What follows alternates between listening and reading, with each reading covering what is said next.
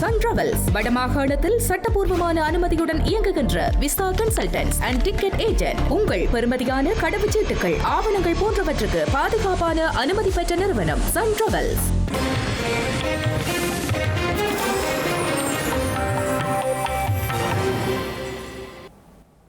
வணக்கம். இது ஐபிசி தமிழின் காலை நேர பிரதான செய்திகள். முதலில் தலைப்புச் செய்திகள். ஐக்கிய தேசிய கட்சி தலைமையிலிருந்து விலகும் ரணில், இளம் தலைமையிடம் ஒப்படைக்க தீர்மானம். புலம்பெயர் தமிழர்களுக்காக இலங்கையில் கொண்டாடப்பட்ட சுதந்திர தினம், சரத் வீரசேகர விசனம். கங்காராவையில் புத்த பெருமானின் புனித சின்னங்களை பார்வையிடும் மக்கள், விசேட ஏற்பாடுகள் முன்னெடுப்பு. தெஹிவளையில் மீட்கப்பட்ட துப்பாக்கி, சந்தேக நபரை தேடும் காவல்துறை. மீண்டும் தமிழகம் செல்லும் மோடி, சட்டசபை தேர்தல் நெருங்கும் நிலையில் தீவிர பிரச்சாரம். டொனால்ட் ட்ரம்ப் மீதான கொலை முயற்சி, ரியான் ரூத்துக்கு ஆயுள் தண்டனை விதிப்பு. இனி தொடர்வது விரிவான செய்திகள். நவீன அரசியலை முன்னெடுக்கக்கூடிய புதிய தலைமுறையிடம் ஐக்கிய தேசிய கட்சியை கையளிக்க தயாராகி வருவதாக அந்த கட்சியின் தலைவரும் முன்னாள் ஜனாதிபதியுமான ரணில் விக்ரமசிங்கே தெரிவித்துள்ளார்.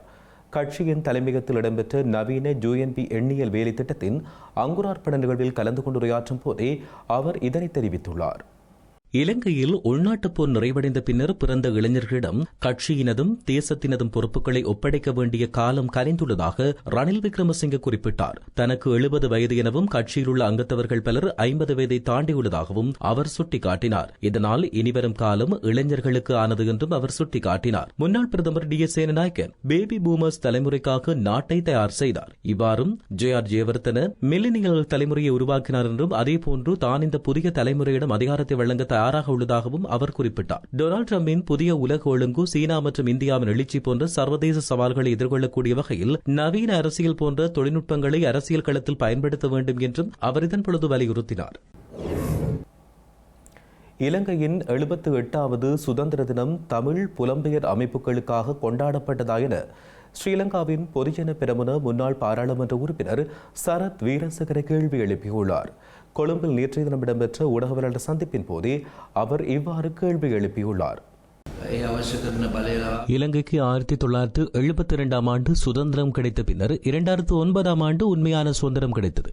அந்த யுத்தத்தில் முன்னிலை வகித்த இலங்கை ராணுவத்தின் விசேட படையணி மற்றும் கொமாண்டோ படையணிகள் சுதந்திர தினத்தில் நடைபவனி செய்யும் போது வர்ணனையாளர்கள் டிட்வா புயலால் மக்களை பாதுகாத்தவர்கள் என்று குறிப்பிட்டனர். பயங்கரவாதத்திலிருந்து நாட்டை பாதுகாத்தவர்கள் என்று தெரிவிக்கவில்லை. இன்றைய இந்த சுதந்திர தின விழா தேசியத்திற்காகவா அல்லது தமிழீழ விடுதலை புலிகளுக்கு சார்பாக தமிழ் பிரிவினைவாதிகளான புலம்பெயர் தமிழர்களை சந்தோஷப்படுத்தவா என்று கேட்க தோன்றுகிறது. 2009 ஆண்டு இறுதிப்போரில் பயன்படுத்தப்பட்ட கனரக வாகனங்கள் மற்றும் பல்குழல் பீரங்கிகள் வாகன தொடரணியில் இணைத்துக் கொள்ளப்படவில்லை. இவை முதுகெலும்பு இல்லாத செயற்பாடுகளாகும். நாட்டில் இருந்த எந்த அரசாங்கமும் இவ்வாறான செயற்பாடுகளில் இதுவரை ஈடுபடவில்லை. இந்தியாவில் இருந்து கொண்டுவரப்பட்டுள்ள வரலாற்று சிறப்புமிக்க டெவனி மோரி புத்த பெருமானின் புனித சின்னங்களை வழிபடுவதற்கு இன்று முதல் பொதுமக்களுக்கு சந்தர்ப்பம் வழங்கப்பட்டுள்ளது. வரலாற்று சிறப்புமிக்க டெவனி மோரி புத்த பெருமானின் புனித தாதுக்கள் நேற்றைய தினம் இந்தியாவிலிருந்து எடுத்து வரப்பட்டு ஹொனுப்பிட்டி கங்காராம விகாரையில் வைக்கப்பட்டுள்ளது. ஜனாதிபதி அனுரகுமார திசாநாயக்க முதல் மலரஞ்சலி செலுத்தி வழிபட்டு இந்த வழிபாட்டு நிகழ்வை ஆரம்பித்து வைத்துள்ளார். இந்த நிலையில் டெவனி மோரி புத்த பெருமானின் புத்த சின்னங்கள் இன்று காலை 6 மணி முதல் மக்கள் பார்வைக்காக வைக்கப்பட்டுள்ளது. எதிர்வரும் 11ஆம் தேதி காலை 7 மணி வரை வழிபடுவதற்கு பொதுமக்களுக்கு வாய்ப்பு வழங்கப்பட்டுள்ளது. இந்திய பிரதமர் நரேந்திர மோடியின் இலங்கை விஜயத்தின் போது ஜனாதிபதி அனுரகுமார திசாநாயக்கவுடன் நடத்தப்பட்ட கலந்துரையாடலின் விளைவாக இலங்கைக்கு இந்த புனித சின்னங்கள் எடுத்து வரப்பட்டுள்ளன. நரேந்திர மோடியின் பிறந்த தினமான குஜராத்தின் அரவல்லி மாவட்டத்தில் உள்ள வரலாற்று சிறப்புமிக்க டெவனி மோரி தொல்பொருள் தளத்தில் உள்ள புத்த மடாலய வளாகத்தில் உள்ள தூபியின் அருகே 1960களில் நடத்தப்பட்ட தொல்பொருள் அகழ்வாராய்ச்சியின் போது இந்த புனித சின்னங்கள் கண்டுபிடிக்கப்பட்டன. இந்தியாவின் பரோதா அருங்காட்சியகத்தில் மிகவும் பாதுகாப்புடன் வைக்கப்பட்ட இந்த புனித சின்னங்கள் இதுவரை இந்தியாவுக்கு வெளியே கொண்டு செல்லப்படாத நிலையில் இலங்கை மக்கள் இந்த புனித சின்னங்களை தங்கள் கண்களால் பார்த்து வழிபடும் வாய்ப்பு கிடைத்திருப்பது இதுவே முதல் முறையாகும். வரலாற்று சிறப்புமிக்க டெவனி மோரி புனித சின்னங்களை இந்த நாட்டுக்கு தரிசனத்துக்காக கொண்டு வருதல் தொடர்பான புரிந்துணர்வு உடன்படிக்கை ஒன்று நேற்றைய தினம் கைச்சாத்திடப்பட்டுள்ளது. புத்த சாசனம், சமய மற்றும் கலாச்சார விவகாரங்கள் அமைச்சர் கலாநிதி கெனிதும சுனில் செனவி மற்றும் இலங்கைக்கான இந்திய பதில் உயர்ஸ்தானிகர் சத்யாஞ்சல் பாண்டே ஆகியோருக்கிடையில் இந்த ஒப்பந்தம் கைச்சாத்திடப்பட்டுள்ளதாக தெரிவிக்கப்பட்டுள்ளது.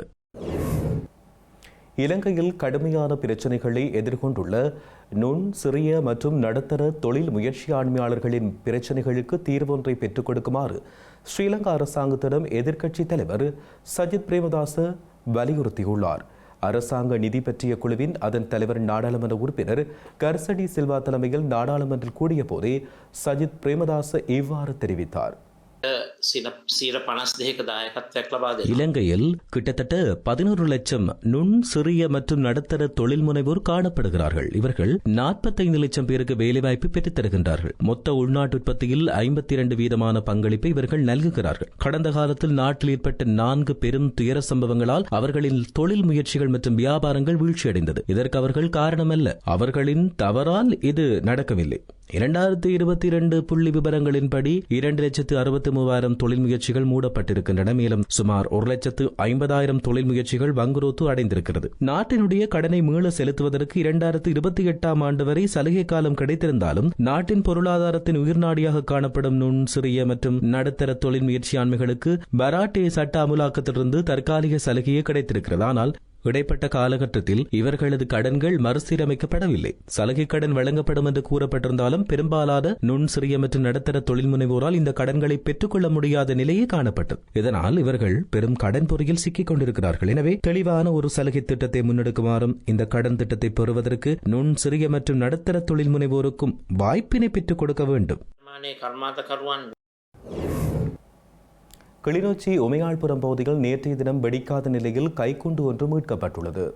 உமையாள்புரம் பகுதியில் சிறுவர்கள் நீரோடும் வாய்க்கால் அருகிற்கு சென்றபோது வெடிக்காத நிலையில் கைக்குண்டொன்றினை அவதானித்துள்ளனர். இது தொடர்பாக கிளிநொச்சி காவல்துறையினருக்கு தெரியப்படுத்தப்பட்டிருந்த நிலையில் சம்பவ இடத்திற்கு விரைந்த காவல்துறையினர் ஆபத்தான நிலையில் காணப்பட்ட கைக்குண்டை உரிய பாதுகாப்புடன் அகற்றுவதற்கு கிளிநொச்சி நீதிமன்ற அனுமதியை கோரியிருந்தனர். நீதிமன்ற உத்தரவு கிடைக்கும் வரை குறித்த இடத்தில் வைத்து கிளிநொச்சி போலீசார் பாதுகாப்பு நடவடிக்கைகளில் ஈடுபட்டிருந்தனர்.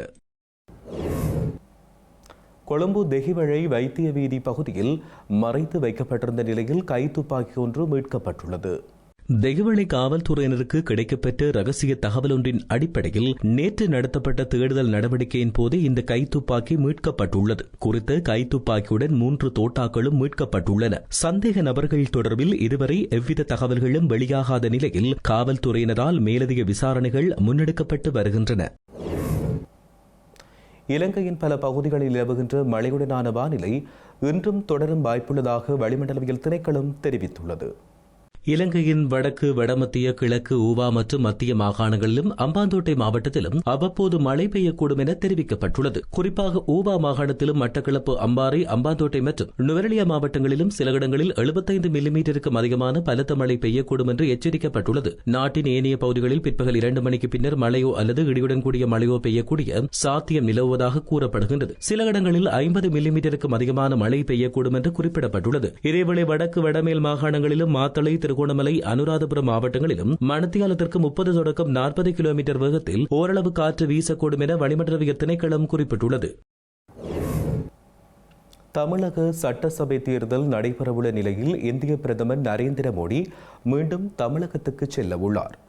மதுரையில் எதிர்வரும் 28ஆம் தேதி நடைபெறுகின்ற தேசிய ஜனநாயக கூட்டணியின் பொதுக்கூட்டத்தில் பிரதமர் நரேந்திர மோடி கலந்து கொள்ள உள்ளார். இந்த கூட்டத்தில் எடப்பாடி பழனிசாமி, அன்புமணி ராமதாஸ், டிடிவி தினகரன் உள்ளிட்ட கூட்டணியின் கட்சித் தலைவர்கள் கலந்து கொள்ள உள்ளனர். அமெரிக்க ஜனாதிபதி டொனால்டு டிரம்பை படுகொலை செய்ய முயற்சித்த ரியான் ரூத்துக்கு ஆயுள் தண்டனை விதிக்கப்பட்டுள்ளது. அமெரிக்காவின் புளோரிடாவில் உள்ள ட்ரம்பிற்கு சொந்தமான கோல்ஃப் மைதானத்தில் கடந்த 2024ஆம் ஆண்டு ஜனாதிபதி வேட்பாளராக இருந்த ட்ரம்ப் விளையாடிக் கொண்டிருந்த போது புதர்களுக்கு இடையே துப்பாக்கியுடன் பதுங்கியிருந்த 60 வயதுடைய ரியான் ரூத் பாதுகாப்பு அதிகாரிகளால் கண்டுபிடிக்கப்பட்டார். இதனையடுத்து கைது செய்யப்பட்ட அவர் மீது கொலை முயற்சி உள்ளிட்ட 5 பிரிவுகளின் கீழ் வழக்கு தொடரப்பட்டது.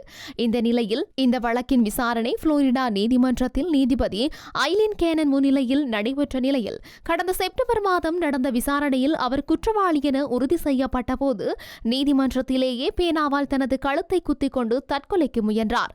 அவரிடமிருந்து கைப்பற்றப்பட்ட கடிதத்தில் இது ட்ரம்பை கொலை செய்ய நடந்த முயற்சியில் தான் தோற்றுவிட்டதாக எழுதப்பட்டிருந்தது. இந்த நிலையில் நேற்று வழங்கப்பட்ட இறுதி தீர்ப்பின் போது ரியான் ரூத்திற்கு ஆயுள் தண்டனை மற்றும் துப்பாக்கி வைத்திருந்த குற்றத்திற்காக கூடுதலாக 7 ஆண்டுகள் சிறை தண்டனை விதிக்கப்பட்டது. இந்த தீர்ப்பை எதிர்த்து மேல்முறையீடு செய்யப்போவதாக ரியான் ரூத்தின் புதிய வழக்கறிஞர் மார்டின் ரோத் தெரிவித்துள்ளார்.